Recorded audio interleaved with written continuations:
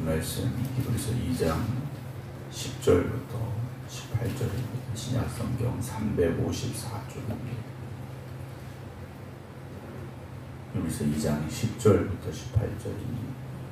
그러므로 만물이 그를 위하고 또한 그로 말미암은 이가 많은 아들들을 이끌어 영광에 들어가게 하시는 일에 그들의 구원의 창시자를 고난을 통하여 온전하게 하심이 합당하도다.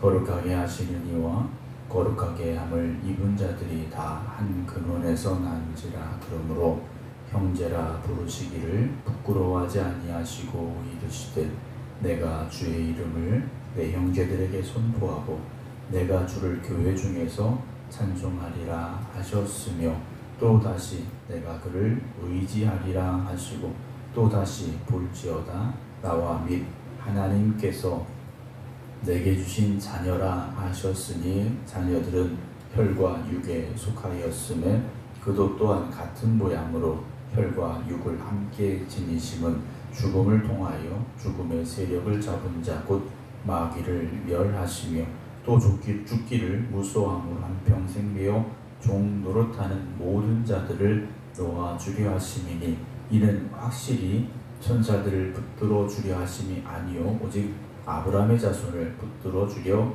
하심이라. 그러므로 그가 범사의 형제들과 같이 되심이 마땅하도다. 이는 하나님의 일에 자비하고 신실한 대제사장이 되어 백성의 죄를 속량하려 하심이라. 그가 시험을 받아 고난을 당하셨은즉 시험받는 자들을 능히 도우실 수 있느니라. 아멘. 할렐루야. 또 한 주간 시작하며 또 11월의 마지막 한 주간을 시작하는 모든 성도님들이 날마다 하나님의 은혜와 또 하나님의 도우신 가운데 살아가시기를 주의 이름으로 축원합니다. 우리가 살아가면서 우리가 풀 수 없는 문제가 있습니다. 그 중에 가장 대표적인 두 가지 문제가 죄와 죽음의 문제입니다. 이건 우리의 힘으로 풀 수 없는 문제입니다. 죄의 문제, 죽음의 문제는 우리의 능력으로 해결할 수 있는 그런 문제들이 아니라는 거죠. 초대교회 성도들에게 있어서도 이 죄의 문제, 죽음의 문제는 그들에게 있어서 해결할 수 없는 문제들이었을 것이고 더군다나 초대교회 성도들은 핍박과 환난 가운데 죽음을 당해야 되는 일들도 있었기에 그들은 더욱더 죽음의 문제 앞에서 몸부림칠 수밖에 없지 않았을까라는 생각을 합니다. 그런데 이 죄와 죽음의 문제를 해결해 주시기 위해서 누가 오셨느냐? 주님께서 오셨다, 예수님께서 오셨다라는 것을 히브리서 기자는 오늘도 말씀을 통해서 기록해 내려가고 있는데요. 오늘 10절 보게 되면 그러므로 만물이 그를 위하여 또한 그로 말미암은 이가 많은 아들들을 이끌어 영광에 들어가게 하시는 이래 라고 되어 있습니다. 예수님께서 이 땅에 오신 이유는 많은 아들들을 이끌어 영광에 들어가게 하시는 일이라고 되어 있습니다. 원래 저와 여러분 우리 모두는 하나님과 원수된 자들입니다. 왜냐?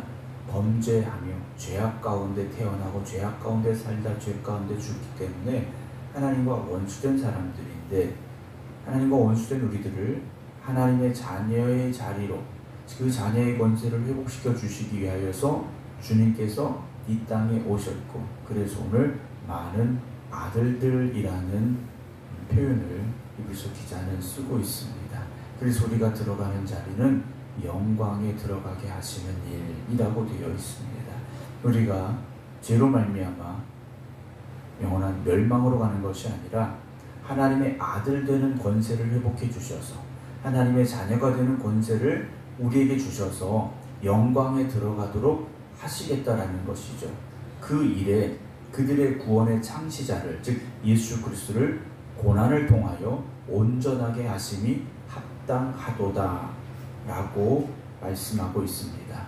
구원의 창시자 즉 구원의 시작이시며 완성을 이루신 예수 그리스도를 고난을 통하여, 십자가의 고난을 통하여 온전하게 하심이 합당하다라는 것이죠. 왜냐, 그 고난을 겪게 하신 겁니다.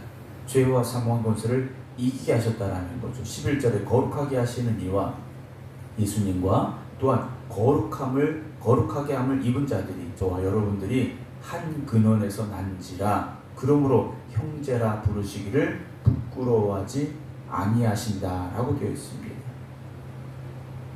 주님께서는요, 우리를 형제라 부르시기를 부끄러워하지 아니하신다라고 되어 있습니다.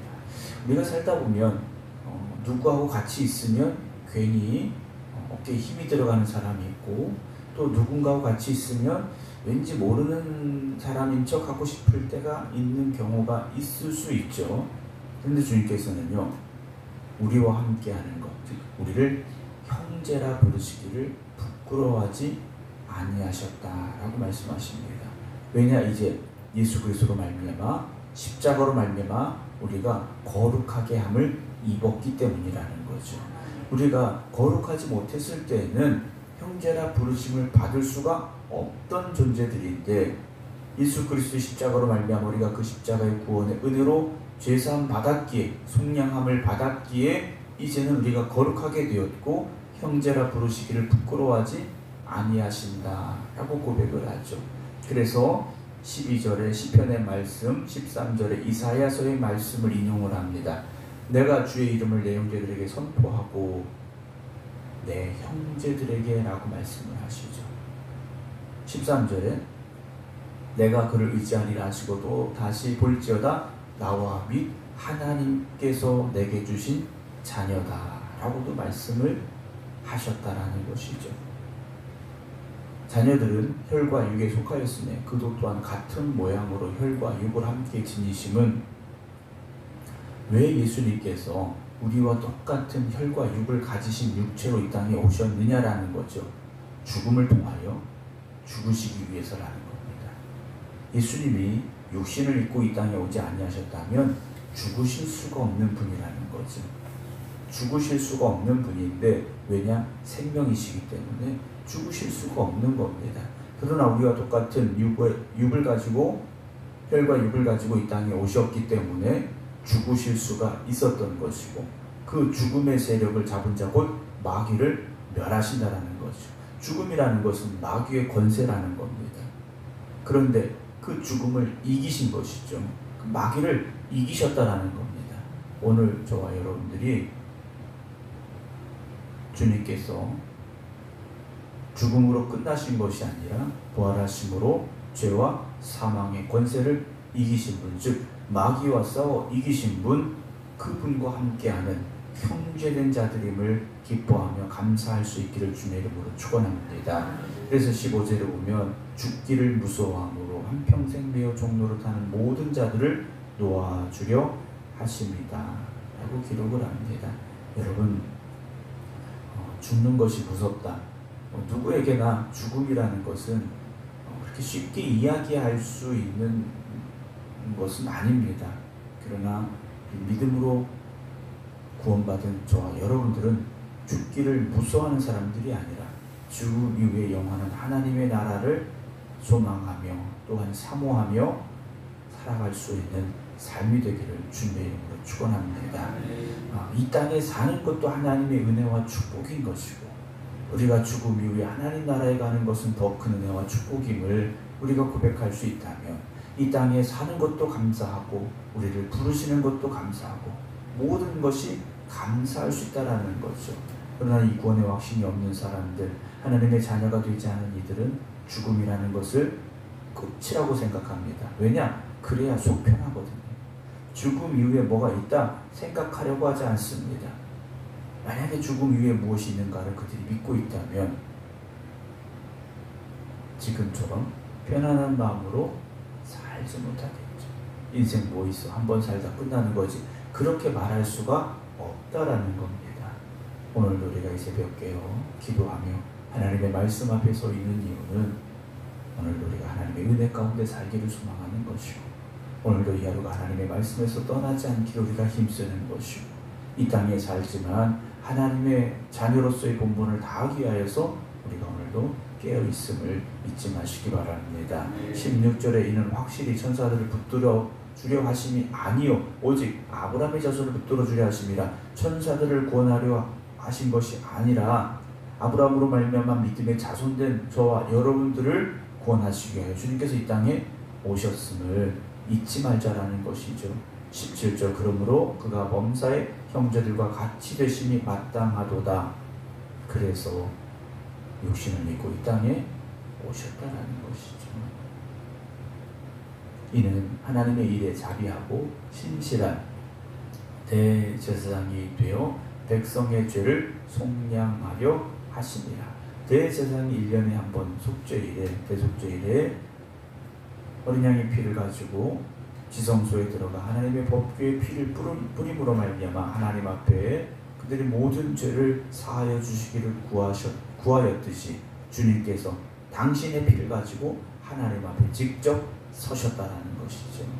자신이 직접 어린 양이 되셔서 자신의 피를 가지고 하나님 앞에 우리의 죄를 속량해 주시기를 하나님 앞에 구하셨다라는 것으로 히브리서 기자는 고백하고 있습니다. 사랑하는 성도 여러분, 그 주님의 십자가를 우리가 잊지 말아야 됩니다. 어느 누가 다른 사람을 위해서 죽음으로 그의 생명을 살리려 하겠습니까? 물론 부모가 자녀를 위하여 대신 죽어줄 수 있다면 이라는 표현을 쓸 수 있겠지만 아무런 관계없는 누군가가 나를 위하여 죽어줄 수 있느냐? 그렇지 못하지 않습니까? 근데 주님께서 죄인된 우리를 구원하시기 위하여 예수님께서 직접 이 땅에 오시었고 우리와 같은 육신을 입고 이 땅에 오시었고 고난받으시고 피 흘려 죽으심으로 말미암아 하나님 앞에 우리의 죄를 사하여 주시기를 간구하셨음을 주님께서 대제사장이 되어라는 이 단어 속에 담고 있죠. 마지막 18절입니다. 그가 시험을 받아 고난을 당하셨은즉 시험받은 자들을 능히 도우실 수 있다라고 말씀하고 있지 않습니까? 주님도 시험 받으셨지 않습니까? 마귀의 도전을 받으셨어요. 고난도 받으셨지 않습니까? 그렇기 때문에 우리의 시험 당함을 아시고 우리의 고난 당함을 알고 계시고 그렇기에 우리에게 힘과 능력을 더하여 주실 것이고 그 주님께서 오늘도 여러분들과 함께 하심을 잊지 마시기 바랍니다. 주님께서는 저 멀리 하늘에 계신 분이 아니라 지금 여기 여러분들 곁에 서서 여러분들과 함께 고난받고 계시고 여러분들이 힘들고 아픈 그 삶 속에 함께하고 계심을 기억하시기 바랍니다. 오늘도 그렇기 때문에 주님은 우리와 함께 하시는 분이 되어지시는 것이고 오늘도 우리를 하나님의 나라로 이끌어 가시고 인도하는 분이 되심을 기억하시기 바랍니다. 그래서 오늘도 그 은혜 가운데서 주님과 동행하는 삶이 되시기를 주님의 이름으로 축원합니다. 기도하겠습니다.